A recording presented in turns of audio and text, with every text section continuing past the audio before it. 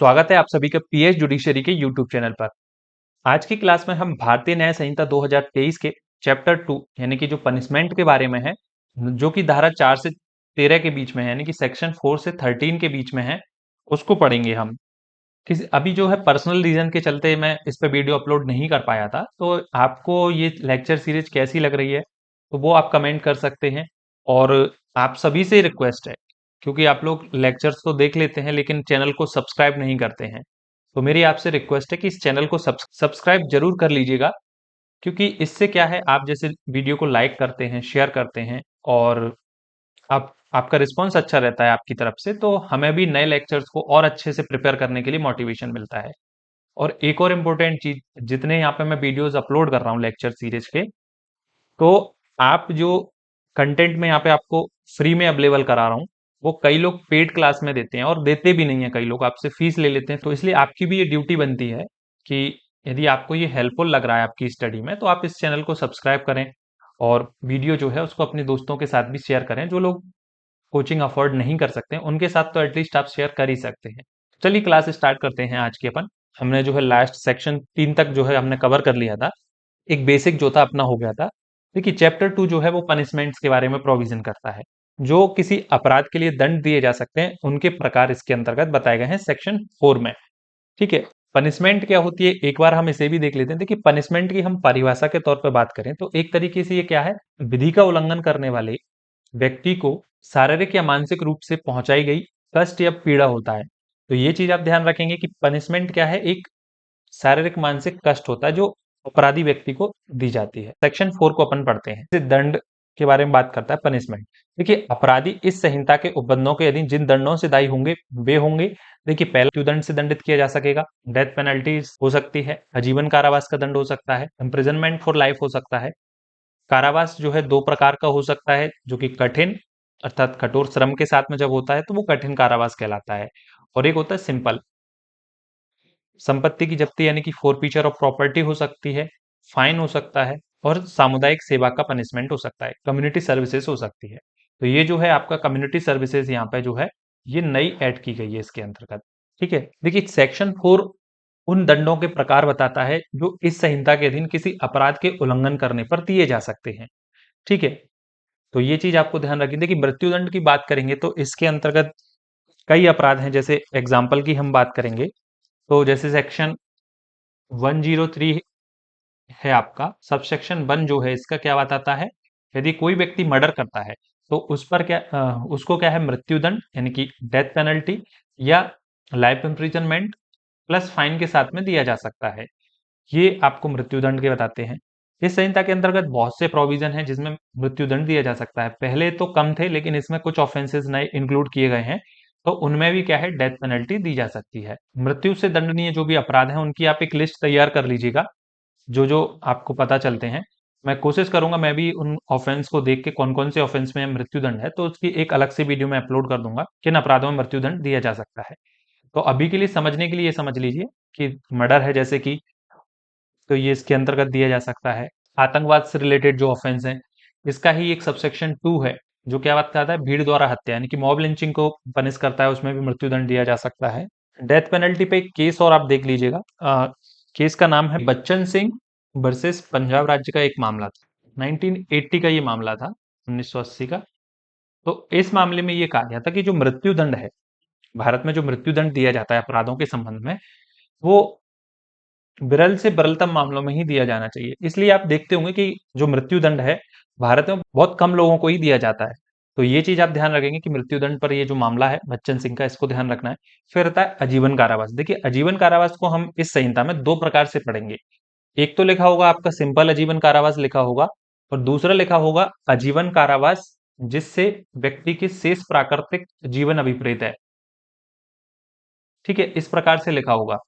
तो वहां पे और आजीवन कारावास ये 2 लिखी हैं, तो इनमें डिफरेंस क्या होता है। देखिए आजीवन कारावास जब सिंपल लिखा है तो इसका मतलब ये होता है कि जो स्टेट गवर्नमेंट है वो उसको कम कर सकती है। एक लिमिटेड पीरियड यदि आप जेल में रह लेते हैं, जैसे कि 14 ईयर्स तक आप रह लिए, उसको क्या है, कम कर सकती है। लेकिन जो शेष प्राकृत जीवन काल तक जो दिया जाता है उसको जो है स्टेट गवर्नमेंट कम नहीं कर सकती है।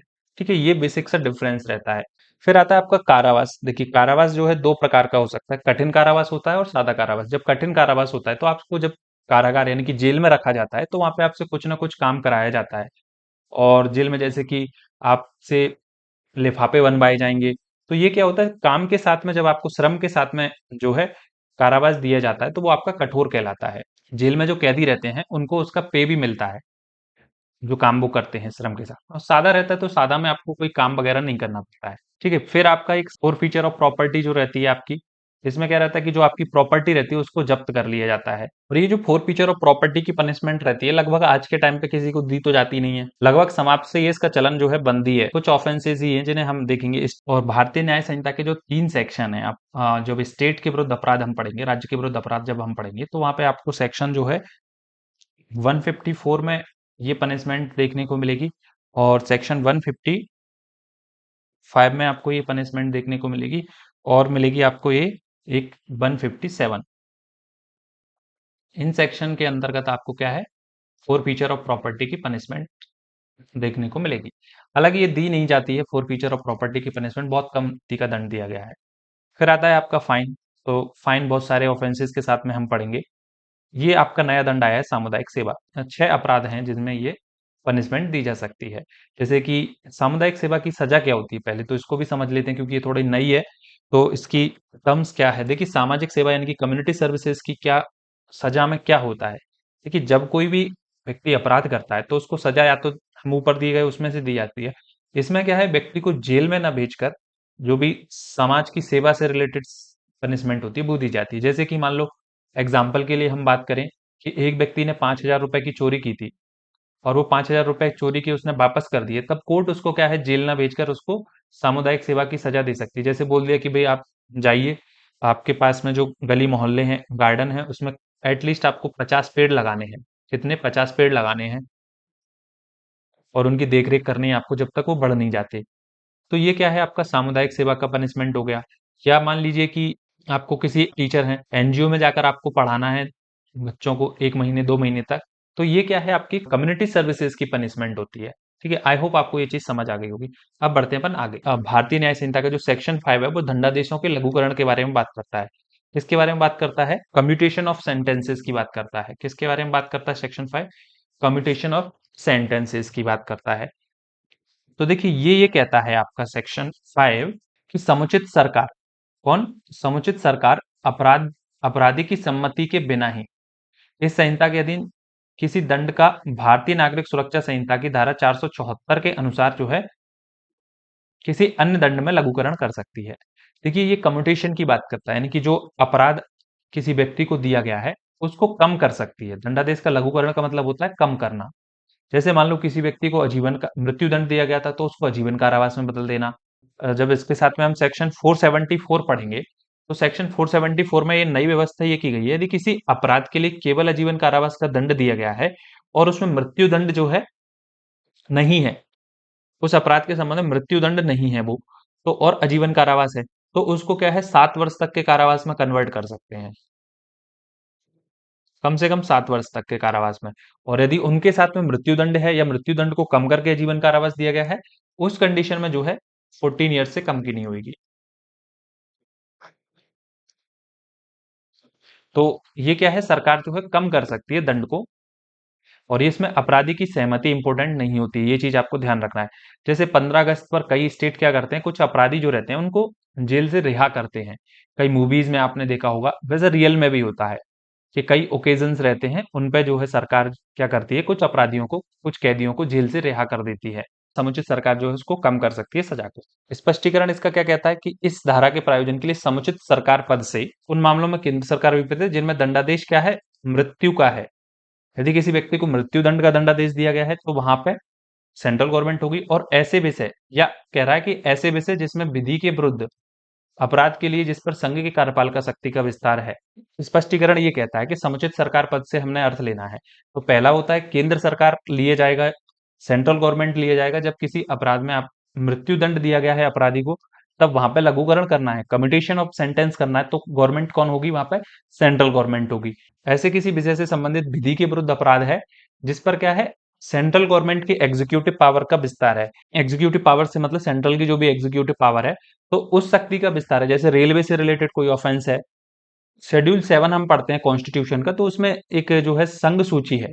जो संघ सूची है उसके विषय में क्या है, सेंट्रल गवर्नमेंट को लॉ बनाने की पावर होती है, और उसको इम्प्लीमेंट भी कौन करता है, सेंट्रल गवर्नमेंट ही करती है, जो एग्जीक्यूटिव पावर रहती है उसकी। तो जो भी विषय हैं उसके अंतर्गत, तो उनके संदर्भ में यदि कोई ऑफेंस है, तो तब जो है तब जो है सेंट्रल गवर्नमेंट को माना जाएगा। फिर दूसरा कहता है कि उन मामलों में राज्य की सरकार अभिप्रेत होगी जिसके भीतर अपराधी दंडाधिष्ट हुआ है, जहां दंडादेश चाहे वो मृत्यु का हो या नहीं हो, ऐसे विषय से संबंधित हो जिस पर राज्य की कार्यपालिका शक्ति का विस्तार है। ठीक है, तो राज्य को जिन विषयों के संदर्भ में पावर होती है और उसकी जो एग्जीक्यूटिव पावर होती है जिन विषयों के संदर्भ में, तो उस कंडीशन में यदि उन पर स्टेट की एग्जीक्यूटिव पावर का विस्तार था, तो वहां पे स्टेट गवर्नमेंट जो है, भले ही वो मृत्युदंड से दंडनीय हो या नहीं हो, तब उस कंडीशन में क्या होगा, राज्य सरकार जो है दंडादेश का लघुकरण कर सकती है। असल में क्या होता है, देखिए मृत्युदंड होता है तो उस मामले में क्या है, स्टेट गवर्नमेंट ना होके वहां पे क्या है, सेंट्रल गवर्नमेंट ही जो है इंटरफेयर करती है, उसको कम करती है। एक और चीज आपको नहीं समझ में आता, कार्यपालिका शक्ति का विस्तार, आपको क्या है, सेंट्रल गवर्नमेंट, और जब हम शेड्यूल 7 पढ़ते हैं तो वहां पे विषय डिसाइड किए गए हैं। उन विषय पे जो भी एग्जीक्यूट करता है, उन विषयों को जो लॉ बनाते हैं, उन विषयों को जो एग्जीक्यूट करता है, उन लॉ से रिलेटेड कोई ऑफेंस है, तो वहां पे जैसा सेंट्रल गवर्नमेंट कर रही थी तो सेंट्रल गवर्नमेंट, स्टेट गवर्नमेंट कर रही थी तो स्टेट गवर्नमेंट। एक और चीज से आप आइडिया ले सकते हैं कि कब संघ की कार्यपालिका शक्ति का विस्तार होगा, कब नहीं। जैसे मान लो कि सीबीआई इन्वेस्टिगेशन यदि किसी ऑफेंस का करती है, सीबीआई इन्वेस्टिगेशन करती है, उसके ऑफेंस में अपना इन्वेस्टिगेशन रिपोर्ट देती है, तो उस कंडीशन में वहां पे, उस मामले में जो होगा वहां पे सेंट्रल गवर्नमेंट होगा, और यदि स्टेट पुलिस करती है तो वहां पे स्टेट गवर्नमेंट होगा। ये एक चीज आप सामान्य रूप से आप समझ सकते हैं इसको। आई होप आपको सेक्शन 5 समझ आ गया होगा। सेक्शन 6 बात करता है दंड विधियों की भिन्न, fractions of terms of punishments. देखिए दंड विधियों की भिन्नों की गणना करने में अन्यथा उपबंधित के सिवाय जो आजीवन कारावास है आपका, उसको 20 वर्ष के समतुल्य गिना। आजीवन कारावास का मतलब तो क्या होता है, व्यक्ति के जीवन तक होता है उसका अर्थ। तो देखिए एक केस था इस पर, आजीवन कारावास पर, गोपाल विनायक गॉडसे, ये जो भी है, विनायक गोडसे वर्सेस राज, ये आपका था 1961 का। तो इस मामले में क्या कहा था सुप्रीम कोर्ट ने, इस मामले में ये कहा था कि आजीवन कारावास का अर्थ है दोषी व्यक्ति जो है उसके जीवन भर के कारावास से है। यानी कि आजीवन कारावास का अर्थ इसमें बताया था, आजीवन कारावास से मतलब है कि उसके जो दोषी व्यक्ति है उसके जीवन भर, यानी कि लाइफ जब तक उसकी है तब तक है उसका अर्थ। तो आजीवन कारावास का अर्थ तो होता है व्यक्ति के जीवन तक। ये बोला गया था गोपाल विनायक गोडसे के मामले में। अब ये बात कर रहा है कि जब मान लीजिए कि किसी व्यक्ति को आजीवन कारावास में कोई अवधि तो है नहीं, लेकिन जब फ्रैक्शंस के बारे में हम बात करेंगे, यानी कि जब दंड विधियों की हमें भिन्नों की गणना करनी होगी, उस कंडीशन में जो है आजीवन कारावास को 20 वर्ष के समान माना जाएगा। देखिए आजीवन कारावास में 20 वर्ष की सजा नहीं मिलती। आजीवन कारावास का मतलब तो दोषी व्यक्ति के जीवन भर तक होता है उसका मतलब। लेकिन जब फ्रिक्शंस की हमें गणना करनी है तब वो 20 वर्ष के समतुल्य गिना जाएगा। फ्रिक्शन से मतलब ये है, जैसे सेक्शन 62 हम पढ़ेंगे, तो सेक्शन 62 क्या बताता है हमारा भारतीय न्याय संहिता का, जो हमारा आईपीसी का 511 था ना, किसी ऑफेंस का यदि अटेम्प्ट को पनिशेबल नहीं बनाया गया तो 511 में उसके लिए पनिशमेंट बताई थी। तो ठीक है, उसी प्रकार सेक्शन 62 में ये लिखा हुआ है कि यदि किसी ऑफेंस का वहां पे अटेम्प्ट नहीं बताया गया है, तो जैसे आजीवन कारावास है तो उसके आधे तक की हो सकती है, आधे तक की। अब आजीवन कारावास का आधा कितना करोगे, किसी व्यक्ति की लाइफ को आप डिसाइड नहीं कर सकते ना, तो आजीवन कारावास का आधा कितना होगा, आधे से मतलब होता है 1/2। जैसे ऑफेंस मान लो किसी में 3 साल की पनिशमेंट है, तो 3 साल की पनिशमेंट को आप कर सकते हो, हाफ कर सकते हो, तो 1.5 ईयर्स हो जाएगा वो तो। लेकिन लाइफ इम्प्रीजनमेंट की पनिशमेंट को आप हाफ कैसे करोगे, तो वही बोलता है कि जब इस प्रकार से गणना करनी हो, फ्रिक्शंस के रूप में गणना करनी हो, तब उसको 20 वर्ष के समान गिना जाएगा। यानी कि आजीवन कारावास को 20 वर्ष कब माना जाएगा, जब भिन्नों की गणना करनी हो, जैसे 1/2 करना है, आजीवन कारावास का 1/2 करना है, तो तब उसको फिर मानना 20 वर्ष के इक्वल। 20 वर्ष के इक्वल जब मानेंगे, ठीक है, कब मानना है ये आपको समझ आ गया होगा। आई होप सेक्शन 6 आपको क्लियर होगा। देखिए सेक्शन 7 बात करता है कि दंडादेश कारावास के कर्तव्य के मामलों में संपूर्ण कारावास या इसका कोई भाग जो है कठिन और सादा हो सकता है। ये नेचर की बात करता है। सेक्शन 7 किस बारे में बात करता है कि जो आपको दंडादेश दिया जा रहा है और आपको कारावास की पनिशमेंट दी गई है, तो उसका नेचर कैसा होगा, कठिन कब होगा, सादा कब होगा, तो वो तो ऑफेंस में लिखा होगा, लेकिन कोर्ट ये डायरेक्ट कर सकता है कि प्रत्येक ऐसे मामले में जिसमें कोई अपराधी दोनों में से किसी भांति के कारावास से दंडनीय है। तो अपराध कैसा है कि भाई वहां पे आपको डिसाइड नहीं किया गया कि अपराध जो है, कठिन कारावास से दंडनीय है या सादा कारावास से दंडनीय है। वहां पे लिखा हुआ है किसी दोनों में से किसी भी भांति के कारावास से दंडनीय है वो अपराध। तो न्यायालय जो है ऐसे अपराधी को दंडादेश देने के लिए जो सक्षम है, दंडादेश में निर्दिष्ट कर सकता है कि संपूर्ण कारावास कठिन हो सकता है या संपूर्ण कारावास में सादा होगा, या ये कि ऐसे कारावास का कुछ भाग कठिन हो सकता है और शेष सादा होगा। देखिए सामान्य शब्दों में हम कहें तो ये कह रहा है कि यदि कोई ऐसा अपराध है जिसमें दोनों में से किसी भांति के कारावास का दंड दिया जा सकता है, ठीक है, तो जो कोर्ट उस अपराधी को दंडित कर रहा है सक्षम होगा कि वो चाहे तो संपूर्ण कारावास को कठिन कठिन के रूप में दे सकता है या उसको सादा के रूप में दे सकता है। ये कोर्ट का क्या है, विवेक अधिकार है। वो चाहे तो कुछ भाग को कठिन कर सकता है और जो शेष है उसको सादा कर सकता है। तो आई होप आपको सेक्शन 7 क्लियर होगा। अब आते हैं हम सेक्शन 8 पर। ये बात करता है जुर्माने की रकम आदि देने में व्यतिक्रम होने पर दायित्व। सेक्शन 8 का सबसेक्शन 1 किस बारे में बात करता है कि देखिए जुर्माने की राशि तो कहीं पे बताई नहीं गई है, तो उस कंडीशन में जुर्माना कितना होगा, तो वही कहता है कि जहां पर राशि क्या है, अभिव्यक्त नहीं है, राशि आपकी अभिव्यक्त नहीं है, तो जुर्माना कितना होगा, तो वहां पे जुर्माने की जो रकम होगी वो असीमित है। कितनी होगी, असीमित होगी, अनलिमिटेड होगी, लेकिन अत्यधिक नहीं होगी। इसका मतलब क्या है, देखिए जब किसी भी ऑफेंस के लिए हमने जुर्माने की रकम को अभिव्यक्त नहीं किया है, यानी कि जो जुर्माना कितने राशि तक हो सकता है उस अमाउंट को नहीं बताया है, तो वहां पे अमाउंट जो है वो कोर्ट का विवेक अधिकार होगा, वो कितना भी दे सकता है, अनलिमिटेड दे सकता है, लेकिन अत्यधिक नहीं होगा। एक लिमिट क्या लगा दी, but shall not be excessive, excessive नहीं होगा। जब कोर्ट जो है फाइन को डिसाइड करता है तो उसके मामले की परिस्थितियों को देखता है पहली चीज तो, और उस अपराधी की, जो अपराध व्यक्ति है उसकी आर्थिक स्थिति को देखता है। दोनों को देखते हुए जब कोर्ट जो है फाइन को डिसाइड करता है, तो आपको ध्यान रखना है, यहां से प्रश्न बनता है कि know some is expressed, the amount of fine कितना होगा, अनलिमिटेड। तो ध्यान रखना है कि जुर्माने की रकम अभिव्यक्त नहीं है, जुर्माने की रकम ना हो तब असीमित, तब असीमित होगा, लेकिन अत्यधिक नहीं। इस प्रकार से आप शॉर्ट में लिख के रखो इसको। हाँ,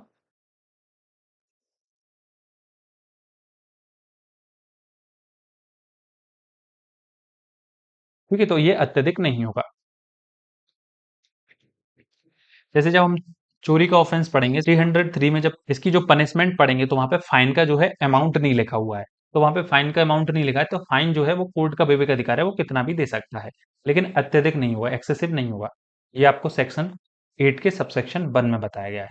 अब बात करते हैं कि देखिए आप फाइन देना है, अब आपने फाइन नहीं दिया तो उसमें व्यतिक्रम करोगे तो क्या होगा, ये आगे का सेक्शन सबसेक्शन बताता है। सबसेक्शन 2 कहता है कि किसी अपराध के प्रत्येक मामले में जो कारावास के साथ जुर्माने से भी दंडनीय है, ऑफेंस कैसा है आपका, कारावास के साथ साथ जुर्माने से दंडनीय है, और जिसमें अपराधी को क्या है, कारावास सहित या रहित क्या है, जुर्माना दंडादेश हुआ हो। ये कह रहा है कि जो आपका ऑफेंस है वो कैसा है, कारावास के साथ साथ क्या है आपका, जुर्माने से भी दंडनीय है, प्लस जुर्माना, जुर्माने से भी दंडनीय है। और आपको क्या है, चाहे तो कारावास के साथ में या कारावास के बिना क्या है, आपको जुर्माने का दंड दिया है, फाइन का आपको पनिशमेंट मिला है तब।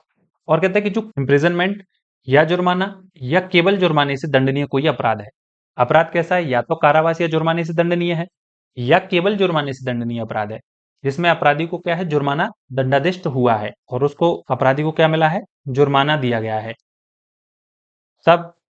तो वो कोर्ट जो ऐसे अपराधी को दंडादेश करेगा सक्षम होगा कि दंडादेश के द्वारा निर्देश दे कि जुर्माना देने में व्यतिक्रम होने की दशा में अपराधी किसी अमुक अवधि के लिए कारावास भोगेगा, और कारावास उस अन्य कारावास के अतिरिक्त होगा जिसके लिए वो दंडादेश हुआ है या जिसके लिए वह किसी दंडादेश के लघुकरण के अधीन दायी है। देखो इसमें ये बोल रहा है सबसेक्शन 2 कि यदि अपराध ऐसा है कि उसमें कारावास के साथ में जुर्माना भी दिया जा सकता है और उस कंडीशन में कारावास के साथ चाहे जुर्माना दिया गया हो या कारावास के अलावा जुर्माना दिया गया हो, तो पहली कंडीशन, या फिर जो कारावास अपराध जो है कारावास या जुर्माने से दंडनीय हो या केवल जुर्माने से दंडनीय हो और जुर्माने का क्या है दंड दिया गया हो।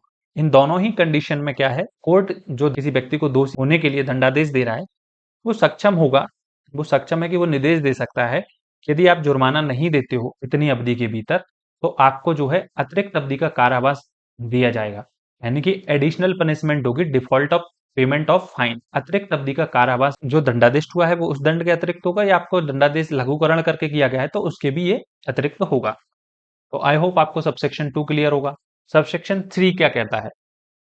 देखिए सबसेक्शन 3 बात करता है कि यदि अपराध कारावास के साथ में, क्या कह रहा है कि यदि अपराध जो है कारावास के साथ में जुर्माने से भी दंडनीय है तो वो अवधि जिसके लिए जुर्माना देने में व्यतिक्रम होने की दशा में न्यायालय अपराधी को कारावासित करने का निर्देश देगा तो उस अवधि के एक चौथाई से अधिक नहीं होगी जो अपराध के लिए नियत है। देखिए सबसेक्शन 3 जो है, जो हमने अभी देखा था कि default of payment of fine था, उसके लिए हम अपराधी को क्या है एडिशनल इम्प्रिजनमेंट की सजा दी जा रही थी। तो वो इम्प्रिजनमेंट की हम जो सजा देंगे वो कितनी दे सकते हैं, उसकी टेन्योर क्या होगा। तो ये ध्यान रखना कि ये कौन से मामले में बता रहा है कि जब आपका क्या है कारावास प्लस फाइन वाला ऑफेंस था, कारावास प्लस जुर्माने वाला जो अपराध था, उस कंडीशन में अतिरिक्त कारावास की अवधि कितनी होगी, वो होगी उस अपराध के लिए नियत की गई, अपराध के लिए नियत अवधि के एक चौथाई से अधिक नहीं होगी, यानी कि जो अधिकतम अपराध के लिए नियत अवधि के एक चौथाई से अधिक नहीं होगी, 1/4 से अधिक नहीं। ठीक है, इसके साथ में हमें सेक्शन 24 भी याद रखना है। सेक्शन 24 जो है भारतीय नागरिक सुरक्षा संहिता का, बीएनएसएस का, वो भी इसके साथ में याद रखना है, यानी कि इसको लिंक करके आपको याद रखना है कि इसके साथ में हमें सेक्शन 24 बीएनएसएस जब हम पढ़ेंगे तब हम उस पर बात करेंगे। ठीक है, अभी जनरल सुन लीजिए, वो भी यही बात करता है कि यदि किसी व्यक्ति को जुर्माना देने में व्यतिक्रम हुआ है तो मजिस्ट्रेट कितनी सजा दे सकता है, वो वहां पे बात करता है। तो देखिए ये बात कर रहा है केवल किसके बारे में कि यदि कारावास के साथ साथ जुर्माने से भी दंडनीय कोई अपराध था, जैसा कि हमने अभी यहाँ पे देखा था सबसेक्शन 2 का जो क्लॉज ए था उसमें हमने देखा था। ठीक है, तो उस कंडीशन में जो अतिरिक्त कारावास होगा उसकी अवधि जो है उस अपराध के लिए नियत की गई अवधि के एक चौथाई से अधिक नहीं होगी जिसके लिए उसको दंडाधिष्ट किया गया है। जैसे हम एग्जाम्पल की हम बात करें, जैसे मान लेते हैं हम सेक्शन 314 भारतीय नागरिक सुरक्षा संहिता का, ये बात करता है dishonestly miss appropriation of property, यानी कि संपत्ति से बेईमानी के दुर्विनियोग की ये बात करता है। इसमें जो है 6 माह से लेकर 2 वर्ष तक के कारावास का प्रावधान है। कितने? 6 माह से लेकर 2 वर्ष तक के कारावास का प्रावधान है और जुर्माने का भी प्रावधान है इसके साथ में। तब इस कंडीशन में यदि जुर्माने का पनिशमेंट दी गई है तो जुर्माना देने में व्यतिक्रम करता है, जो जुर्माना देने में व्यतिक्रम हुआ है उसकी अवधि कितनी होगी, तो क्योंकि यहाँ पे मैक्सिमम पनिशमेंट कितनी है 2 years, 2 years equivalent to 24 months. ठीक है, और ये डिवाइड करना है इसके एक चौथाई से अधिक नहीं होगी तो इसका 1/4 कितना हो जाएगा, आपका आ जाएगा ये 6 माह। ठीक है, तो एडिशनल पनिशमेंट जो दी जा सकती है एक मजिस्ट्रेट दे सकेगा सेक्शन 314 के अंतर्गत, जुर्माने की राशि देने में यदि कोई व्यक्ति व्यतिक्रम करेगा तो उसे अतिरिक्त कारावास जो है अधिकतम 6 माह तक दिया जा सकेगा। आई होप आपको सबसेक्शन 3 क्लियर होगा। सबसेक्शन 4 ये कहता है कि वह कारावास जिसे न्यायालय जुर्माना देने में व्यतिक्रम होने के लिए या सामुदायिक सेवा में व्यतिक्रम होने के लिए अधिरोपित करेगा किसी भांति का हो सकेगा। अब ये इसका नेचर बता रहा है कि जो अतिरिक्त कारावास हमने देख लिया कि कितना हो सकता है, जो अतिरिक्त कारावास होगा उसका नेचर क्या होगा, वो किस भांति का होगा, किस डिस्क्रिप्शन का होगा, कठोर होगा, सादा होगा, कैसा होगा, ये बताता है सबसेक्शन 4। तो इसमें बोलता है कि जुर्माना देने में व्यतिक्रम हुआ हो, यदि मान लो किसी अपराध में सामुदायिक सेवा की पनिशमेंट भी दी गई तो उसका भी आपने व्यतिक्रम किया है तो उस कंडीशन में जो पनिशमेंट आपको दी जाएगी वो किस नेचर की होगी, वो होगी आपकी जो उस अपराध के लिए दंडादिष्ट की जा सकती थी। जैसे मान लो कि यहाँ पे क्या है आइदर डिस्क्रिप्शन हो सकता है, यहाँ सादा और वो नहीं लिखा है, तो कोर्ट इस अपराध में जो भी डिसाइड कर दे, अभी हमने देखा ही था ऊपर सेक्शन 7 के अंतर्गत हमने देखा था कि कोर्ट को डिसाइड करना होता है जहाँ पे दोनों में से किसी भी भांति का कारावास देने का अधिकार होता है, तो कोर्ट का भी अधिकार होता है, तो कोर्ट चाहे तो उसको कठिन कर सकता है, सादा कर सकता है। तो यानी कि उस अपराध के लिए जिसमें उसको दंडाधिष्ट किया गया है उसके अनुसार उसका जो है नेचर डिसाइड होगा। देखिए सबसेक्शन 4 तो बता रहा था आपको कि यदि जुर्माना देने में व्यतिक्रम हो रहा है तो उसमें जो अतिरिक्त एडिशनल कारावास मिल रहा है उसका नेचर कैसा होगा, यानी कि किस भांति का होगा, किस डिस्क्रिप्शन का होगा। ठीक है, तो सबसेक्शन 5 की बात करते हैं हम। देखिए सबसेक्शन 5 ये कहता है कि पहले इसको पढ़ते हैं फिर अपन समझेंगे। यदि अपराध जुर्माने से या सामुदायिक सेवा से दंडनीय है तो वह कारावास जिसे न्यायालय जुर्माना देने में व्यतिक्रम होने की दशा में या सामुदायिक सेवा में व्यतिक्रम होने की दशा में अधिरोपित करे सादा होगा। क्या होगा? सादा होगा। और वह अवधि जिसके लिए जुर्माना देने में व्यतिक्रम होने की दशा में या सामुदायिक सेवाओं में व्यतिक्रम होने की दशा में न्यायालय अपराधी को कारावासित करने का निर्देश देगा, निम्नलिखित अवधि होगी। ठीक है, 5,000 रुपए तक है तो 2 माह तक की अवधि, और जुर्माने की रकम यदि 10,000 रुपए तक है तब जो है 4 माह तक की अवधि, और अन्य कोई दशा है तो वहां पर 1 वर्ष तक की अवधि। ये बात करता है कि जब अपराध क्या है, जुर्माने से, केवल फाइन से, या फिर सामुदायिक सेवा की पनिशमेंट से दंडनीय है।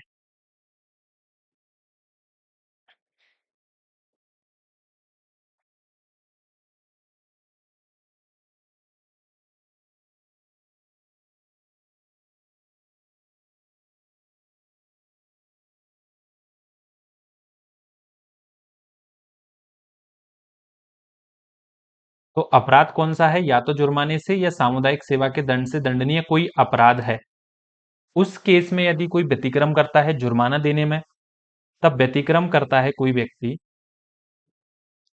तो उस कारावास की जो नेचर होगा वो कैसा होगा? करने पर कारावास का जो नेचर होगा वो कैसा होगा आपका? कारावास जो होगा वो होगा आपका सादा।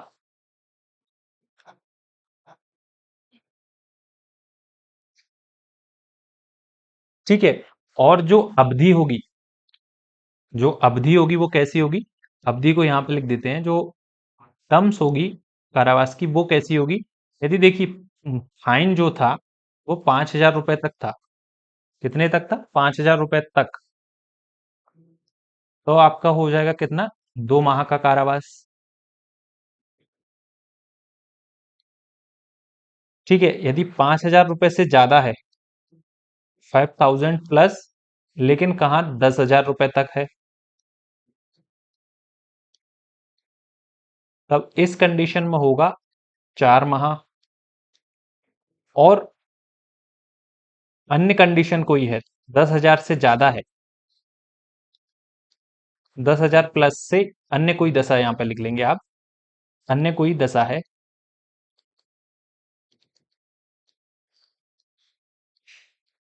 दशा, तो उस कंडीशन में आपका होगा 1 वर्ष तक। ठीक है, तो ये चीज आप ध्यान रखेंगे कि ये सेक्शन उस कंडीशन की बात करता है जब अपराध क्या है, केवल जुर्माने से या सामुदायिक सेवा से दंडनीय है। तो उस कंडीशन में यदि जुर्माना देने में या सामुदायिक सेवा करने में कोई व्यक्ति व्यतिक्रम करता हो, तब सजा जो होगी वो कैसी होगी आपकी? सादा कारावास होगा। कारावास का जो नेचर होगा वो कैसा होगा? सादा होगा। और जो अवधि होगी, जितनी अवधि के लिए जो सजा दी जा सकती है वो, यदि जुर्माने की रकम 5,000 रुपए तक थी तब तो 2 महीने तक होगा। और यदि जुर्माने की रकम 5,000 से ज्यादा है लेकिन 10,000 रुपए तक ही है, तो उस कंडीशन में 4 माह, 4 मंथ, और 10,000 रुपए से ज्यादा, यानी कि अन्य कोई दशा, यानी कि जो ऊपर दो कंडीशन बताई गई उनसे कोई भिन्न दशा, यानी कि 10,000 रुपए से ज्यादा वाली कंडीशन है, तब उस कंडीशन में जो अवधि होगी जुर्माना देने में या सामुदायिक सेवा करने में, तो वो 1 वर्ष तक होगी। आई होप आपको ये चीज समझ आई होगी। एक डिफरेंस यहाँ पे मैं आपको बता देता हूँ कि सबसेक्शन 5 में और ये जो अभी हमने पढ़े थे सबसेक्शन 3, 4, देखिए क्योंकि हमने जब सबसेक्शन 4 पढ़ा था तो उसमें भी जुर्माना देने में और सामुदायिक सेवा देने में व्यतिक्रम करने में नेचर बता रहा था कि किस भांति का जो है कारावास होगा। तो हमने देखा था कि जो उस अपराध के लिए है, और यहाँ पे बात कर रहा है कि जुर्माने से सामुदायिक सीमा व्यतिक्रम के बारे में बात कर रहा है, तो यहाँ पे सादा बता रहा है और पीछे बता रहा है किसी भी भांति का हो सकता है। ये चीज कंफ्यूजन कर सकती है आपको, तो मैं यहाँ पे क्लियर कर दूं कि देखिए ये जो सबसेक्शन 4 था को जब हमने पढ़ा था तो ये बात कर रहा था जब कारावास के साथ में जुर्माना दिया गया हो, उस कंडीशन की बात कर रहा था। ये जो सबसेक्शन 2 और सबसेक्शन 3 के साथ में आप पढ़ेंगे, तब ये उस कंडीशन की बात कर रहा था, यानी कि कारावास के साथ में या तो जुर्माना देने का दंड हो और जुर्माने का हो, या उसमें कारावास या जुर्माना या सामुदायिक सेवा का दंड हो, उस कंडीशन में कोई व्यतिक्रम कर रहा था। और ये बात करता है कि सेपरेट सेपरेट यदि किसी ऑफेंस के लिए कोई पनिशमेंट है, या तो जुर्माने की पनिशमेंट हो या केवल सामुदायिक सेवा की पनिशमेंट हो, तब जो है सबसेक्शन 5 आपका जो है इंप्लीमेंट होगा। ठीक है, आई होप आपको ये चीज क्लियर हुई होगी। अब बढ़ते हैं हम सबसेक्शन 6 की तरफ। देखिए, अभी हमने देखा कि यदि कोई व्यक्ति जुर्माना देने में व्यतिक्रम करता है तो उसको अतिरिक्त कारावास दिया जाएगा। अब सबसेक्शन 6 ये बताएगा कि वो कारावास की अवधि कब समाप्त हो जाएगी। सबसेक्शन 6 को दो क्लॉज में पढ़ेंगे हम। पहला क्लॉज ए जो कहता है कि जुर्माना देने में व्यतिक्रम होने की दशा में अधिरोपित कारावास तब समाप्त हो जाएगा जब वह जुर्माना या तो चुका दिया जाए, या तो पे कर दिया जाए, या विधि की प्रक्रिया के द्वारा उद्ग्रहित कर लिया जाए। क्या है, या तो चुका दिया जाए या उद्ग्रहित कर लिया जाए। दो कंडीशन है जब उस जुर्माना देने में व्यतिक्रम होने पर जो कारावास दिया गया है उसे समाप्त माना जाएगा। पहली है, या तो उसको चुका दिया जाता है, यानी कि जो जुर्माना था वो चुका दिया जाए, या विधि की प्रक्रिया के द्वारा अभिग्रहित कर लिया जाए। विधि की देखो, चुका देने के लिए जो है कि भाई जितना जुर्माना था वो आपने जमा कर दिया कोर्ट में, तो वो चुकाना हो गया। इंग्लिश में लिखा है ना, चुका दिया जाए, यानी कि पेड और levied by the process of law. ठीक है, तो ये चीज आपको ध्यान रखना है। अब क्लॉज टू इसका अपन समझ सॉरी क्लॉज बी इसका ये कहता है कि यदि जुर्माना देने में व्यतिक्रम होने की दशा में नियत की गई कारावास की अवधि नियत की गई कारावास की अवधि का अवसान होने से पहले, यानी कि जो कारावास की अवधि नियत की गई है उसके समाप्त होने से पहले जुर्माने का ऐसा अनुपात चुका दिया जाए या उद्ग्रहित कर लिया जाए कि देने में व्यतिक्रम होने पर कारावास की अवधि जो भोगी जा चुकी है वो जुर्माने के तब तक के ना चुकाए गए भाग के अनुपातिक से कम नहीं है, तो कारावास समाप्त हो जाएगा। देखिए, इसमें ये कहना चाह रहा है कि जब जो कारावास की अवधि नियत की गई थी जुर्माना देने में व्यतिक्रम होने पर, यदि उसके समाप्त होने से पहले उस अवधि के समाप्त होने से पहले जुर्माने का कोई भाग जो है या जुर्माने का कोई अनुपात यदि चुका दिया जाता है, कोई जुर्माना चुका दिया जाता है, तो जिस अनुपात में वो जुर्माना चुकाया गया है, तो उस अनुपात में जो सजा होगी वो समाप्त हो जाएगी, और जो शेष रहेगा, जो अनुपात शेष रहेगा उसके लिए वो सजा भोगेगा। जैसे, इससे इतनी क्लियरिटी नहीं आई होगी, एग्जाम्पल जो दिया है इसको देखते हैं।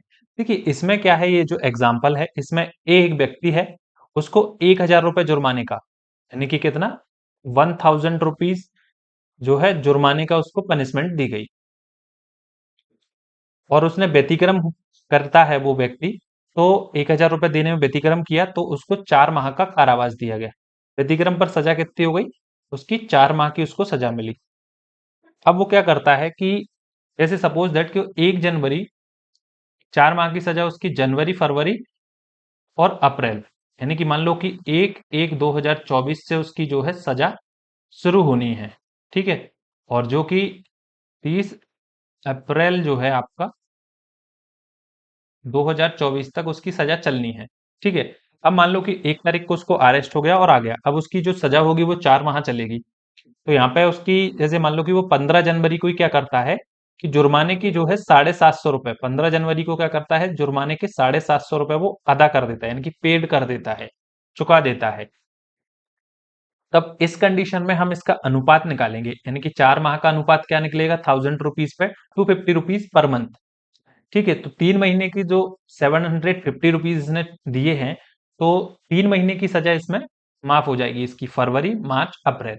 लेकिन इसने क्या है, 15 जनवरी को दिए हैं, और इस महीने का उसका भी टेन्योर भी बचा है, तो उसको क्या है, अभी 15 दिन और जेल में रहना पड़ेगा।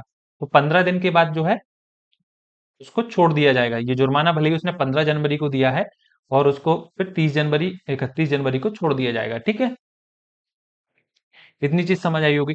अब दूसरी कंडीशन इसमें ये बोलता है कि मान लो कि उसने ये जो जुर्माना था 750 रुपए का, अब वो 15 जनवरी को ना देके कब दिया उसने, 2 फरवरी को दिया, 2 फरवरी को पेड किया है उसने। ठीक है, 2 फरवरी को पेड किया है, और जनवरी महीने का उसने पूरा कारावास भुगता है। तो जो फरवरी, मार्च, अप्रैल 3 महीने उसको रहना था ना, तो उसको बिना रखे ही, उसको जैसे ही उसने पेमेंट किया है वैसे ही तुरंत छोड़ दिया जाएगा। आई होप आपको ये एग्जाम्पल क्लियर होगा। इस एग्जाम्पल को आप पढ़िएगा तो आपको और अच्छे से समझ में आ जाएगा। ठीक है, इसमें कंडीशन दी है, 500 दिया है, 2 महीने रह लिया है, तो कब क्या होगा। तो एक कंडीशन मैंने आपको बता दी, तो इसी प्रकार से आगे दो कंडीशन और हैं, उनको आप पढ़ लीजिएगा तो आपको आसानी से समझ आ जाएगा। और कोई भी डाउट आता है तो आप कमेंट सेक्शन में पूछ ही सकते हैं। अगला है सबसेक्शन 7। देखिए सबसेक्शन 7 बहुत इंपॉर्टेंट है। 7 ये कहता है कि जुर्माना या उसका कोई भाग जो चुकाया ना गया हो, दंडादेश दिए जाने के पश्चात 6 वर्ष के भीतर किसी भी समय, और यदि अपराधी को दंडादेश के अधीन 6 वर्ष से अधिक के कारावास से दंडनीय है, तो उस कालावधि के अवसान से पूर्व किसी भी समय उद्ग्रहित किया जा सकेगा। और यदि अपराधी की मृत्यु हो जाए तो किसी भी संपत्ति को इस दायित्व से उन्मुक्त नहीं करती है जो उसकी मृत्यु के पश्चात उसके ऋणों को वैध रूप से दायी हो।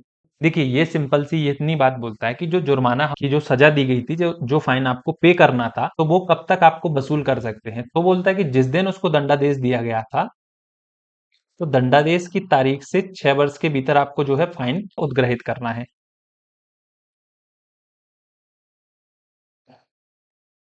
ये तारीख से 6 वर्ष के भीतर, 6 वर्ष के भीतर, या यदि उसको अपराधी को सजा जो है 6 वर्ष से ज्यादा की मिली है तो उस अवधि के भीतर।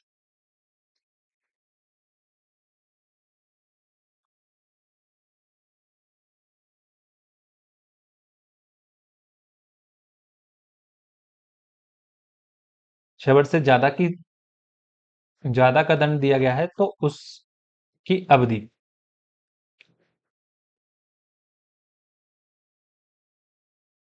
तो वह अवधि,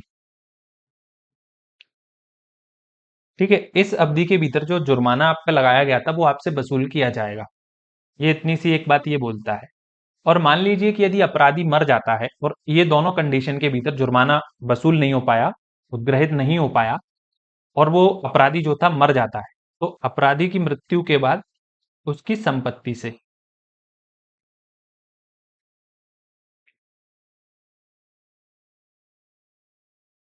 मृत्यु के बाद उसकी संपत्ति से वसूल किया जाएगा। वो भी संपत्ति कौन सी होगी, जो ऋणों के लिए वैध रूप से दायी हो।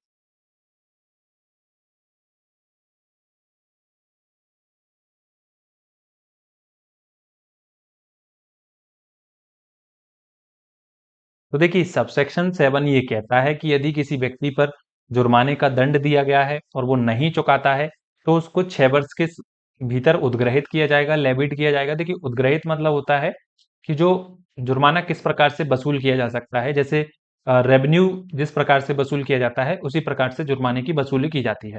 तो फिर जो है उद्ग्रहित करने की प्रोसेस की जाएगी, वो भी 6 वर्ष की अवधि के भीतर। जिस दिन दंडादेश दिया गया उस तारीख से 6 वर्ष की अवधि के भीतर। यदि मान लो कि अपराधी को 6 वर्ष से ज्यादा की सजा दी गई है, तो उस अवधि के भीतर मान लो 7 वर्ष की दी गई है, या 7 वर्ष की या 8 वर्ष की सजा दी गई है, तो इस कंडीशन में इस अवधि के भीतर उसको उद्ग्रहित किया जा सकता है।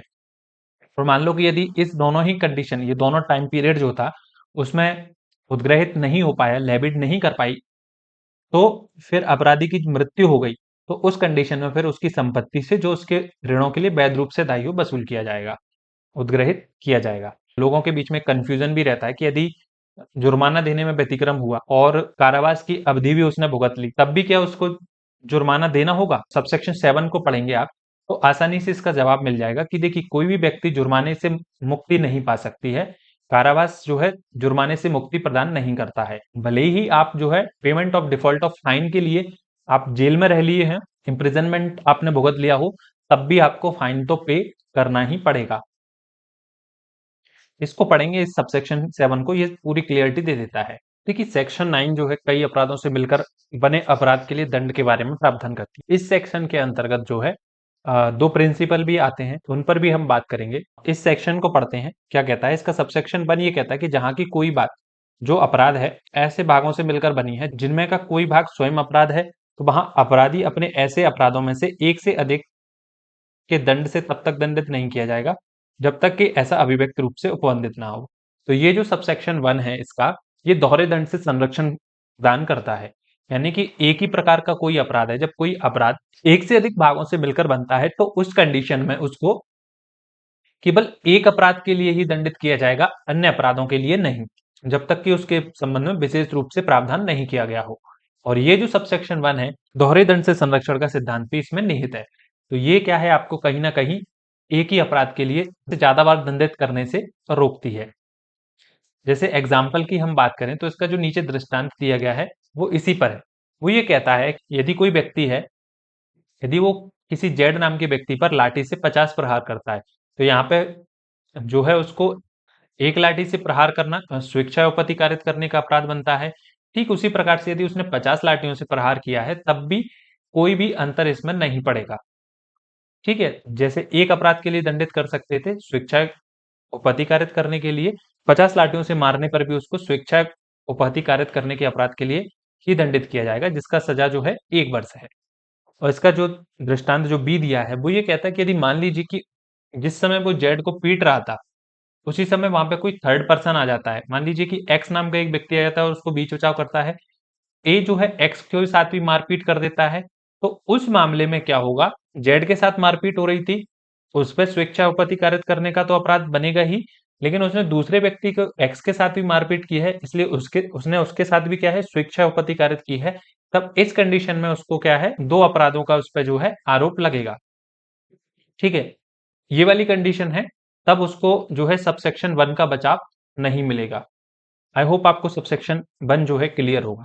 देखिए इसका सबसेक्शन 2 ये कहता है कि जहां की कोई बात अपराधों को परिभाषित करने वाली किसी विधि के 2 या अधिक परिभाषाओं में आने वाला अपराध है, तब यह कोई कार्य है जो स्वयं भी क्या है एक अपराध है, या स्वयं एक से अधिक अपराध घटित करता है, मिलकर कोई भिन्न अपराध बनाते हैं। तब देखो क्या कह रहा है, इसका क्लॉज ये कहता है कि जब किसी विधि की 2 या अधिक परिभाषाओं में आने वाला कोई अपराध है, यह बोलता है कि कोई कार्य है जो स्वयं में अपराध है और अन्य अन्य कार्यों के साथ में मिलकर कोई एक बड़ा भिन्न अपराध बनाते हैं, तब उस कंडीशन में जो अपराधी होगा इन अपराधों के लिए उसको सजा तो दी जाएगी, लेकिन जो अपराधी होगा उससे ज्यादा सजा नहीं पाएगा। जो कोर्ट है, कोर्ट उसके जो ऑफेंस का ट्रायल कर रहा है उनमें से किसी एक अपराध के लिए अधिकतर दे सकता था, तो उससे ज्यादा दंडित नहीं किया जाएगा इन परिभाषाओं में। संचयी दंड का एक सिद्धांत होता है, उस संबंध में ये बात करते हैं, यानी कि कम्युलेटिव पनिशमेंट की जो प्रिंसिपल होता है उस बारे में बात करते हैं। संचयी दंड का सिद्धांत भी इसके अंतर्गत आता है, ये आप लिख लेंगे यहाँ पे। संचयी दंड का सिद्धांत आपका कहाँ पे आता है, सेक्शन 9 के अंतर्गत सिद्धांत। इसके साथ में आपको सेक्शन 25 वीएनएसएस का आपको याद रखना है। ठीक है, जिसमें ये बताया गया कि जब किसी व्यक्ति को एक से अधिक अपराधों के लिए दंड दिया जाता है तो किस प्रकार से उनकी सजाएं होती हैं। ठीक है, उस बारे में ये बात करता है। तो देखो ये दोनों जो सबसेक्शन 2 के जो दोनों क्लॉज हैं वो ये बताते हैं कि जब कोई व्यक्ति एक से ज्यादा अपराध करता है, 2 भिन्न परिभाषाओं में आने वाले 2 अपराध हो गए। दूसरे, यदि इस प्रकार से अपराध करता है, या मान लो कि एक कार्य जो है स्वयं भी अपराध है और दूसरे के साथ में मिलकर भी एक अपराध घटित करता है। जैसे मान लो कि अपन एग्जांपल लेते हैं कि ए जो है बी के साथ मारपीट करता है। ठीक है, ए के साथ मारपीट करना एक अपराध है और वो मर जाता है। क्या कह रहा है कि यदि वो मर गया, यदि यहाँ पे उसकी मृत्यु हो जाती है, डेथ हो जाती है, तो फिर वो क्या है, यदि डेथ हो जाती है उसकी तो उस कंडीशन में फिर उसको मर्डर मर्डर और कल्पेबल होमिसाइड के अंदर पनिशमेंट दी जाएगी। ठीक है, ये 2 भिन्न अपराध बन गए। तब उस कंडीशन में जो ट्रायल करने वाला कोर्ट है उसके पास जो पावर है, तो उस कंडीशन में उससे ज्यादा दंडित वो नहीं कर सकता है। ये लाइन जो लिखी हुई है यहाँ पे, ये दोनों पे इंप्लीमेंट होती है कि उससे गुरुतर दंड से दंडित नहीं किया जाएगा जो ऐसे अपराधों में से किसी भी एक के लिए, क्या कहता है कि ऐसे अपराधों में से किसी भी एक के लिए वो कोर्ट जो उसका ट्रायल कर रहा है उसे दे सकता हो। आई होप आपको ये चीजें समझ आ गई होंगी कि कहना क्या चाहता है ये। ठीक है, इसमें दोनों प्रिंसिपल आपको ध्यान रखना है, एक संचयी दंड का सिद्धांत आता है और इसके अंतर्गत दोहरे दंड का सिद्धांत आता है। यहाँ पे मैंने लिखा नहीं है दोहरे दंड का सिद्धांत, ये आपको ध्यान रखना है, जो हम कॉन्स्टिट्यूशन के आर्टिकल 20 के सब क्लॉज 2 में पढ़ते हैं वो यहाँ पे आता है, डबल जीओपार्डी का सिद्धांत। तो ये चीज आपको ध्यान रखनी है। अगला सेक्शन है सेक्शन 10। वो ये कहता है सेक्शन 10, देखो ये बताता है, इसको पढ़ते हैं फिर अपन समझेंगे। उन सब मामलों में जिनमें ये निर्णय दिया जाता है कि कोई व्यक्ति उस निर्णय में विनिर्दिष्ट कई अपराधों में से किसी एक अपराध का दोषी है, लेकिन ये संदेहपूर्ण है कि वह उन अपराधों में से किस अपराध का दोषी है। तो यदि वही दंड सभी अपराधों के लिए उपबंधित नहीं है, तो अपराधी उस अपराध के लिए दंडित किया जाएगा जिससे के लिए कम से कम दंड का प्रावधान किया गया है।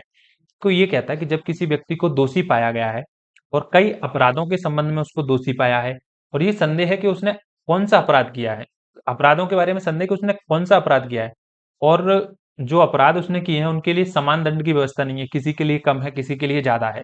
तो फिर उस कंडीशन में जिस अपराध के लिए कम दंड है, उसके जिस अपराध के लिए कम से कम दंड है, उसके लिए उसको दंडित किया जाएगा। ये सेक्शन 10 कहता है। इसके साथ में हम जो है सेक्शन आपका 224 बीएनएसएस के अंतर्गत इसके साथ में पढ़ा जाता है। तो ये चीज आप ध्यान रखेंगे कि बीएनएसएस के ये इसी बारे में बात करता है, वहां पे आरोप के बारे में बात करता है। ठीक है, आज की क्लास जो है यहीं समाप्त होती है। आज की क्लास के संबंध में आपका कोई भी डाउट है, आप कमेंट सेक्शन में पूछ सकते हैं। और आज की क्लास आपको कैसी लगी कमेंट सेक्शन में जरूर बताइएगा, और अपने दोस्तों के साथ इसको शेयर जरूर कीजिएगा। मिलते हैं अगली क्लास में, तब तक के लिए अपना अच्छे से पढ़ाई कीजिए, ध्यान रखिए।